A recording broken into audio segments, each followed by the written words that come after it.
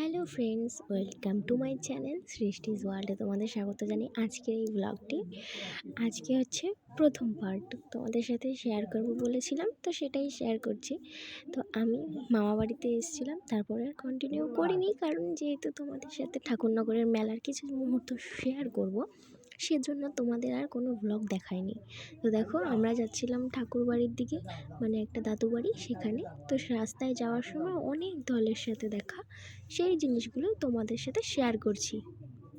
তো রাস্তায় যেতে যেতে দুপাশেই দেখো মেলা, অনেক বাড়িতে দল উঠেছে, সেইগুলোও তোমাদের সাথে শেয়ার করলাম। আর পাশে, রাস্তার পাশে অনেক মেলা, দেখো দল একের পর এক দল চলেছে, হাঁটার জায়গাও ছিল না কিছুক্ষণ পরে।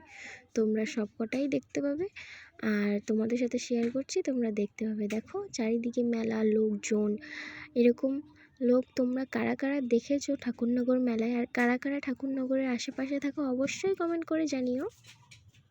অনেকেই জানে না, আবার অনেকেই জানে। ঠাকুরনগরের মেলাটা হয় অ্যাকচুয়ালি হরিচাঁদ ঠাকুরের জন্য, হরিচাঁদ গুরুচাঁদ, তোমরা অবশ্যই শুনেছ। আর অনেকে আছেন এর ভক্ত।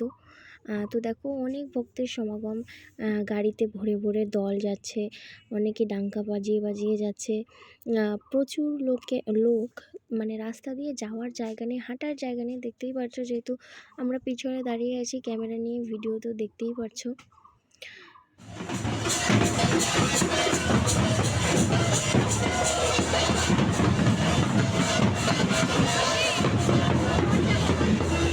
কিছু কিছু জায়গায় মিউট করে দিয়েছি, কারণ আমার ভিডিওতে কপিরাইট চলে আসবে, সেই জন্য। তো আমরা যাব রেল লাইন ক্রস করে ওই পারে, মানে খ্রিস্টান পাড়াতে। তো দেখো ট্রেন যাচ্ছে, আস্তে আস্তেই যায়, কারণ লাইনের উপর থেকে অনেক ভক্তরা যায়। তো তারপরে চলে আসলাম সেই কাকা বাড়িতে এসে বসলাম। বসার পরে আজকের এই মিনি ব্লগটি শেষ করছি, আর অবশ্যই পরের পার্ট আসছে, চোখ রেখো মিনি ব্লগে। টাটা।